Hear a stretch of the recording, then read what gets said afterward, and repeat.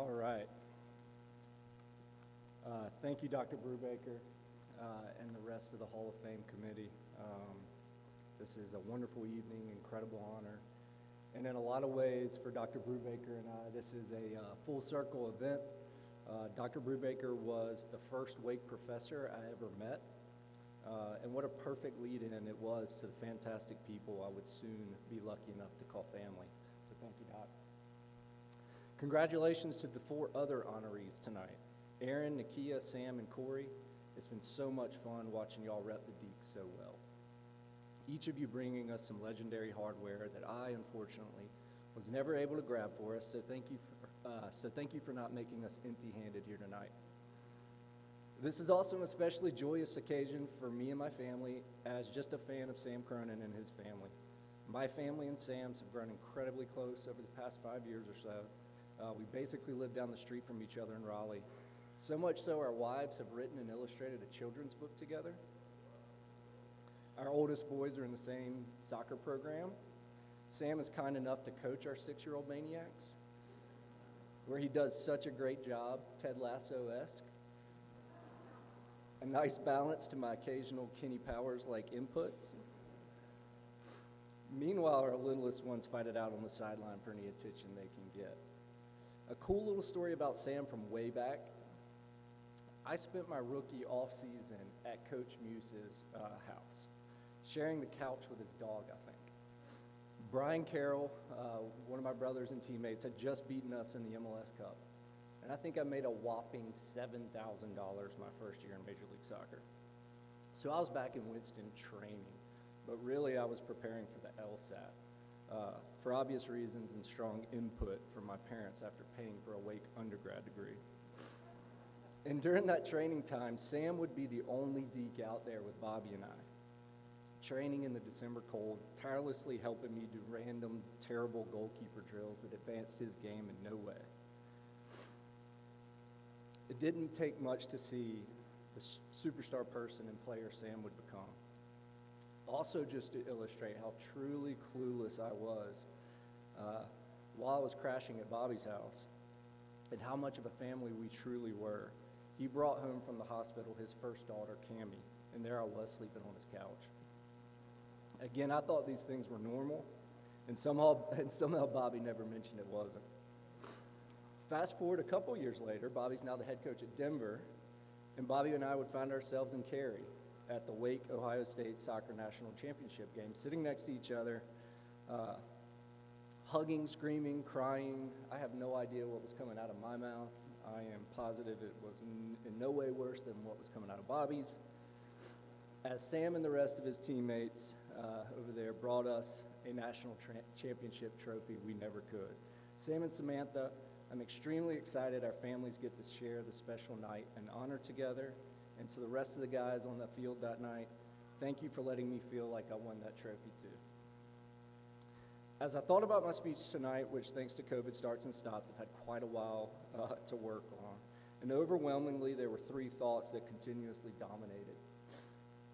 First, I reviewed my transcript and I got a B in COM 101, public speaking, so let's temper expectations. Second, thank you. Thank you. I mean, thank you to this amazing Wake Forest family. There are way too many to name tonight. I leaned heavily on everyone I could. I needed all the help I could get. And it can be confirmed if you guys take a peek at these 3 little boys over here. But to every teammate, coach, trainer, equipment manager, classmate, doctor, alumni, professor, counselor, donor, trustee, chairman and neighbor, administrator and fan, thank you. Thank you for the bottom of my heart. Each one of you in your unique ways combined to push me further than I ever dreamed. You were always there to drive me and put me back together again and push me further to this day. And collectively, you did so in a way that let me be me. I do not know how to pay you back, but know I will spend a lifetime trying to pay it forward, and I'm forever grateful. Y'all are the real Demon Deacon goats, not on plaques yet for all to see, that make this institution so incredibly special season after season, year after year. To my mom, dad, sister, and brother, aunts, uncles, cousin, and my Nana, I love you and thank you. No words can do justice to the sacrifices y'all have made so I could chase a dream. I'm seeing the tip of the iceberg now with my own little ones and cannot understand how y'all did it. Most importantly, you never let me get too down or too high, and you never let me quit. Always believed in me. I cannot thank each of you enough for the unconditional love you've always given me and making sure I always put academics first. Another cool story about this Wake family. My brother David is 32 and 5 years counting now, whooping up on brain cancer. And ironically, it was this Wake soccer family that stepped up when we got the glioblastoma diagnosis to help us navigate unknown waters and played a big part in him being here tonight. Lastly, another thought that kept dominating was, how did I get here? How did all this happen? And not to go too David Byrne on everyone, and big thanks to my teammates for putting up with my talking heads back in the day. But this moment was never an intent, and I dreamed some pretty big dreams as a kid, and had a confidence, some of you guys might say arrogance, I won't disagree, that I was going to do whatever I set my mind to do. But this one was never on the charts. And in a true confessional, a little embarrassed to admit, but I'm going to gather after all these years, I'm in the trust tree. I was raised a big Tar Heel fan. In my defense, I was never really given the choice. Indoctrinated, as they say.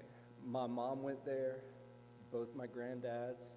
In fact, my grandfather Skeet, whose wife Nana is here with us tonight, and not aged a bit since I've met her. My grandfather Skeet played baseball and football for the Heels. My other grandfather, my papa, was a World War II hero in the Pacific, and thankfully for all of us, returned to graduate from UNC Phi Beta Kappa. So despite their taste, I am lucky to have some pretty great genes. And my sport was basketball. And who didn't want to be like Mike? However, that all changed very quickly and ironically when I stepped foot on this campus. Thanks to a recruiting letter from the other football coach, Coach Jim Caldwell, to be a cornerback for the Deacs. The moment I stepped foot on this campus, walking the quad for the visit, it was instant. One of 3 pinch-me moments in my life I remember so vividly. Sadly, I remember very little from the field like others. That's a goalkeeper blessing and a curse, I guess. And it was just like that moment I can see so clearly in my mind to this day, walking the quad, just like the moment I saw my wife for the first time. Seriously, stunningly beautiful, truly speechless and in awe. Just like that, in that moment, I knew this was my school. The grace, the beauty, the thoughtfulness, the prestige, the people. How could anyone not want to be a part of this place? But reality soon hit, and I saw the size of guys like Aaron and quickly realized there'd have to be another path. Thank goodness by my senior year, Coach Jay came to the rescue. And in another pinch-me moment I will never forget and remember so clearly, November 22nd, 1999, standing on the tarmac a few miles down the road at Smith Reynolds Airport, about to fly home with my dad for my visit, Jay, who has also found a way not to age at all, walked us out to the plane, pulled me aside, and said, "We'd like to have you join our family, and we've got a small scholarship we'd like to offer you." At that moment in time, it was the biggest pinch-me moment in my life. I was going to be an athlete in the ACC. That was my dream. The next day was my 18th birthday. I walked into my mom's kitchen. I can still see that phone sitting there on the counter, and dialed the 336 number that I've dialed probably 1,000 times since, and maybe even still bug Dana on today, and committed. It was by far the best decision I'd ever made in my life. I needed everything Wake offered, and y'all way more than delivered. So yes, I made some mascot mistakes as a kid, but thank goodness you all came to the rescue. I hope I raised the standards a tiny bit, on and off the field, for all the guys to earn the jersey since. I cherish this university and it's people like my own direct family. Thank you all for believing in me, and go Deacs.